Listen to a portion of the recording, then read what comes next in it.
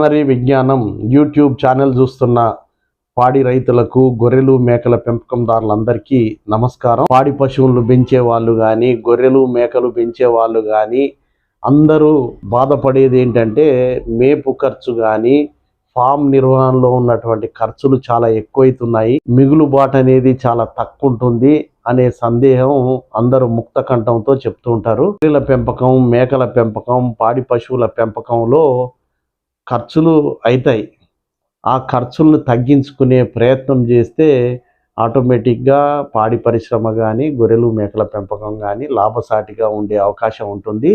ఈరోజు వీడియోలో డైరీ ఫామ్లో కానీ, గొర్రెలు మేకల ఫారాల్లో కానీ ఏ విషయాల్లో మనం కనుక శ్రద్ధ తీసుకుంటే ఖర్చులు తగ్గించుకోవచ్చు, తద్వారా ఎక్కువ లాభాలు పొందవచ్చు అనే విషయాల గురించి మాట్లాడుకుందాం.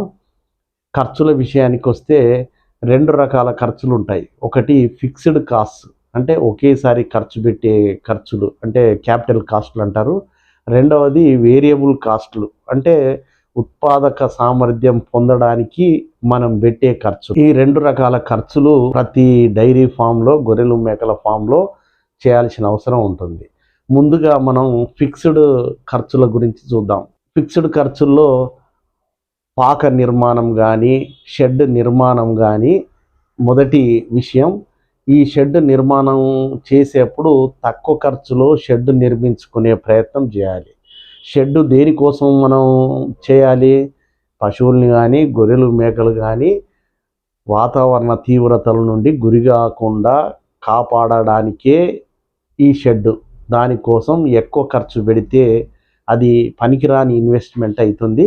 కాబట్టి సౌకర్యవంతమైన షెడ్ కావాలి, కానీ తక్కువ ఖర్చులో ఉండే షెడ్ను నిర్మించుకుంటే చాలా మంచిది. ఉదాహరణకు గొర్రెలు మేకల పెంపకంలో చాలామంది ఎలివేటెడ్ షెడ్ వైపు మొగ్గు చూపుతున్నారు, చాలా బాగుంటుంది. అదే మామూలు షెడ్ వేస్తే ఒక్కొక్క గొర్రెకు 3,000 రూపాయలు ఖర్చు వస్తే ఎలివేటెడ్ షెడ్లో 7,000 రూపాయల వరకు ఖర్చు వస్తుంది. అది భరించే స్తోమత ఉందా లేదా ఒకటి చూసుకోవాలి. ఖర్చు పెరిగే ప్రమాదం ఉంటుందని కూడా గమనించాలి.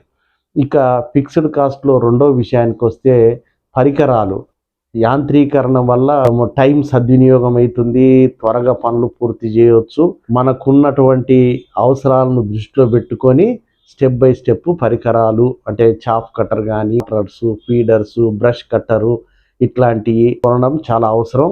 గొర్రెలు మేకల పెంపకంలో చాలామంది వాటర్స్, ఫీడర్స్, కేసింగ్ పైపులను వాడుతున్నారు, ప్లాస్టిక్ టబ్స్ను వాడుతున్నారు, తక్కువ ఖర్చుతో చేసుకుంటున్నారు. అదే పెద్ద ఎత్తులో చేయాలంటే ఐరన్తో కనుక చేస్తే సుమారు ఒక్కొక్క వాటర్ ఫీడర్ 5,000 వరకు ఖర్చు అవుతుంది. ఆ విషయాల్ని పరిగణలోకి తీసుకోవాలి. ఇక మూడవ విషయానికి వస్తే పశువుల్ని కానీ, గొర్రెలు మేకల్ని కానీ కొన్నప్పుడు సాధ్యమైనంత వరకు తక్కువ ఖర్చు పెట్టాలి. అంటే తక్కువ ఖర్చు పెట్టాలంటే నాణ్యం కానివో ముసలివో కొనుక్కరావడం కాదు. సపోజ్ పాడి పశువులు ఉన్నాయనుకోండి, మీరు 10 ఆవులను 10 గేదెలను పెట్టాలనుకున్నప్పుడు ఒక 4-5 ప్రెగ్నెంట్ ఉన్న వాటిని, ఒక 5-6 పాలిచ్చే వాటిని కొనుక్కొస్తే ప్రెగ్నెంట్ వాటి ఖర్చు తగ్గుతుంది, పాలిచ్చే వాటి ఖర్చు కొద్దిగా ఎక్కువ అవుతుంది, మీకు బ్యాలెన్స్ అయ్యే అవకాశం ఉంటుంది. ఈ పాలు మానేసిన తర్వాత ఆటోమేటిక్గా ప్రెగ్నెంట్ పశువులు డెలివరీ అయ్యి పాలిచ్చే అవకాశం ఉంటుంది. గొర్రెలు మేకల విషయంలో కూడా ఇమీడియట్గా ప్రెగ్నెంట్ కావాలి, చూలి కట్టాలంటే సంవత్సరం వయసులో ఉన్నాయి కొన్ని, అదేవిధంగా 6, 7, 8 మాసాల్లో ఉన్నాయి కనుక కొన్ని కొంటే పశు సంపద మీద తక్కువ ఖర్చు పెట్టే అవకాశం ఉంటుంది. ఈ విషయాన్ని గురించి కూడా ఒకసారి ఆలోచించాలి. ఇక వేరియబుల్ కాస్ట్ గురించి మాట్లాడుకుందాం. ఇది ఉత్పత్తి పెంచడానికి, అంటే పశువుల్లో పాల దిగుబడి రావడానికి, గొర్రెలు మేకలు త్వరగా బరువు పెరగడానికి ఉపయోగపడే ఖర్చులన్నీ ఈ వేరియబుల్ కాస్ట్లో వస్తాయి. ఇంట్లో మొదటిది ఏంటంటే మేత ఖర్చు. ఈ మేత ఖర్చే 70% వరకు అవుతుంది. దాన్ని తగ్గించుకునే ప్రయత్నం చేయాలి. చాలామంది యూట్యూబుల్లో, తర్వాత డిజిటల్ మీడియాలో చూస్తూ సైలేజ్తో చేస్తామండి, టీఎంఆర్తో చేస్తాము, వేరే వ్యవసాయ ఉత్పత్తులతో చేస్తామంటారు. కానీ అన్నిటితో పెంచవచ్చు, పోషించవచ్చు, కానీ ఫీడింగ్ కాస్ట్ పెరగకుండా మాత్రం జాగ్రత్త తీసుకోవాలి. లెగ్యూమినస్ పశుగ్రాసాలు, నాన్ లెగ్యూమినస్ పశుగ్రాసాలు, వరిగడ్డి, కుట్టి, దాన ఈ మూడింటితో గనక మీరు పశువుల్ని కానీ గొర్రెలు మేకల్ని కానీ పెంచితే ఖర్చు కలిసి వచ్చే అవకాశం ఉంటుంది. కాబట్టి సాధ్యమైనంత వరకు పశుగ్రాసాల సాగు విస్తీర్ణాన్ని పెంచుకునే ప్రయత్నం చేయాల్సిందిగా కోరుతున్నాను. ఇక వేరియబుల్ ఖర్చులలో రెండవది ఏంటంటే లేబర్ కాస్ట్. ఇప్పుడున్న పరిస్థితిలో మేత ఖర్చు తర్వాత సెకండ్ ప్లేస్ ఆక్రమించేది లేబర్ ఖర్చు. మామూలుగా లేబర్కు 17-18 వేల వరకు ప్రతి నెల ఇవ్వాల్సిన పరిస్థితి ఉంది. కొంతమంది ముందే అడ్వాన్స్ కూడా తీసుకునే వాళ్ళు ఉన్నారు. లేబర్ను మేనేజ్ చేయడం అనేది గొర్రెలు మేకల ఫామ్ కానీ డైరీ ఫామ్ నిర్వహణలో చాలా ముఖ్యం.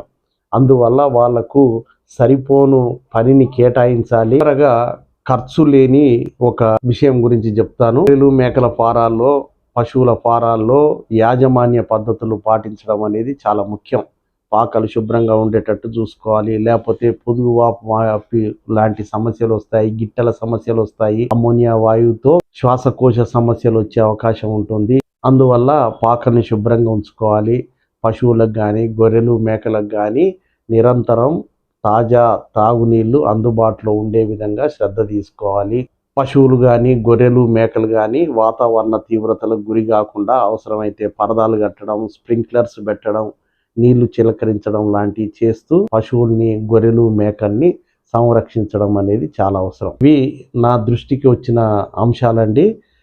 డైరీ ఫామ్ నిర్వహణలో కానీ గొర్రెలు మేకల ఫామ్ నిర్వహణలో కానీ ఇప్పుడు నేను చెప్పినటువంటి ఫిక్స్డ్ కాస్ట్, వేరియబుల్ కాస్ట్ ఈ రెండింటి విషయాల్లో గనక కొద్దిగా జాగ్రత్త వహిస్తే తప్పనిసరిగా నిర్వహణ ఖర్చులు, క్యాపిటల్ ఖర్చులు తగ్గే అవకాశం ఉంటుంది. తద్వారా dairy farming, sheep and goat farming కూడా లాభసాటిగా ఉండే అవకాశం ఉంటుంది.